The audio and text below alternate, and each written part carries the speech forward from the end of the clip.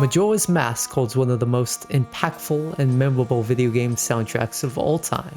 No other game has made me feel this dark and mysterious side of music, and the composers of Majora's Mask, longtime series veteran Koji Kondo, was also joined by the young Toru Minegishi, who went on to be the lead composer for Twilight Princess.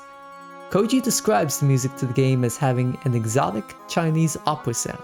Majora's theme sounds distinctly Chinese in its arrangements, yet it's also distinctly video game music. How did Koji Kondo achieve this sound? Let's find out. The first thing you'll notice is the unique set of instruments. Koji uses a lead English horn, which is a very nasally sounding instrument. Accompanying it are the strings, followed by a strange choice, the acoustic guitar. An accordion will double with the strings in sections 2 and 3. The last two instruments are the percussion, the opera gong and the cowbell. One of Koji Kondo's traits as a composer is that he selects only the minimum required instruments to complete the job. He's a very simplistic composer in that sense, and this is why he's so great at his craft.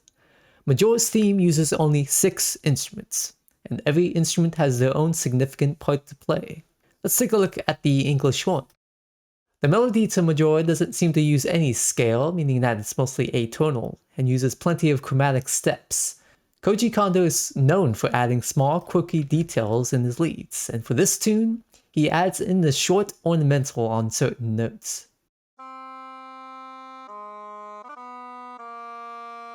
Now if I slow the tempo down, you can hear that the ornamental is simply just a minor third jumping up and down.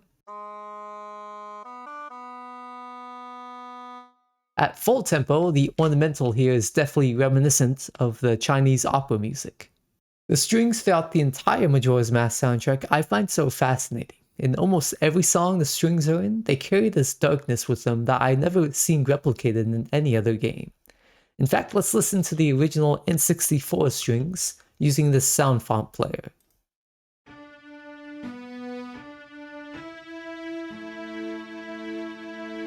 What I notice is the time it takes for the sound to loop, which is about half a second. Now I've replicated this in my own string library by adding a tremolo to the effect panel. This gives the string the uneasiness sound we're looking for. And not only that, but I also used a very similar sounding synth pad found within Omnisphere, called the Juno Warm Strings, which is very similar to the N64 synth pad.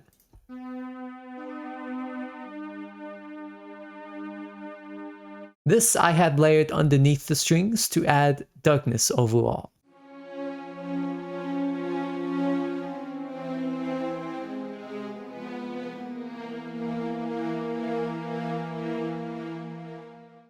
Perhaps the most unusual element in the song is the acoustic guitar. Koji flips what would be considered a normal use for the guitar on its head by using a very high and airy tremolo pattern.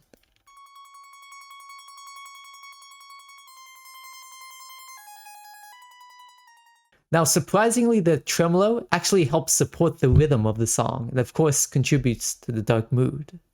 Our percussion side to Majora's theme starts with the opera gong, which is a unique Chinese instrument. This is one of the signature instruments found through the Majora's Mask soundtrack. The sound team at Nintendo utilized the N64's sample channel to record this gong and then feed it back into the system's sound chip. Koji used this gong very erratically in this song. This, however, perfectly captures Majora's character, who is unhinged and is very unpredictable.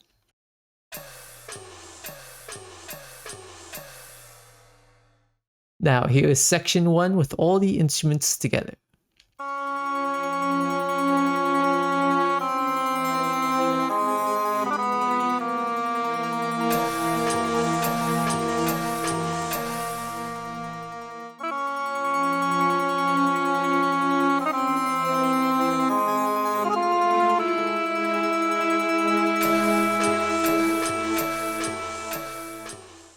Section 2 is a variation on Section 1, containing 2 new instruments, the accordion and the cowbell.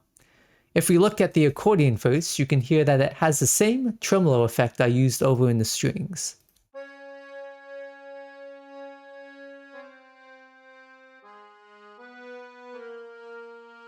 I find it fascinating how Koji Kondo managed to use an accordion for an evil villain's theme.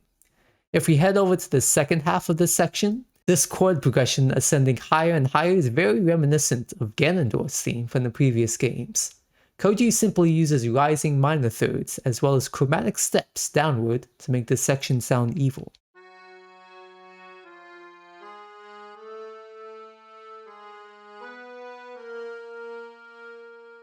Cowbell, or what I would imagine to sound very similar to it, has the same random function as the Chinese gong, being very random and improvised in its playing. Both the gong and the cowbell combined really do support the Chinese opera theme Koji mentioned before. Now let's listen to section 2.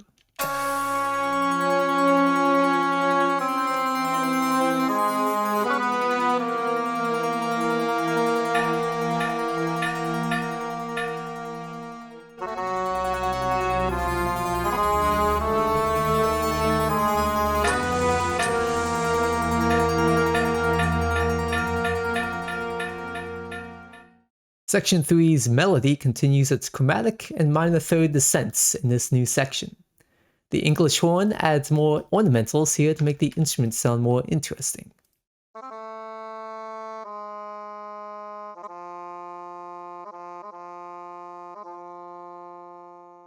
Heading back to the strings, we hear that beautifully dark combination of the low strings and the synth pad that really does sound like it came straight from the game.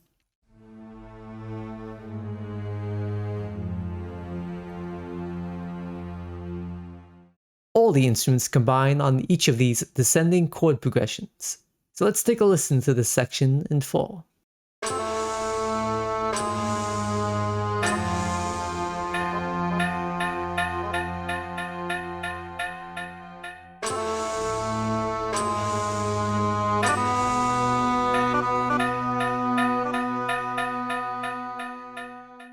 What can we learn from Majora's theme? If we look at melody writing, especially for villain themes, utilizing atonal or chromatic notes is a key component to how Koji Kondo writes for many villain themes.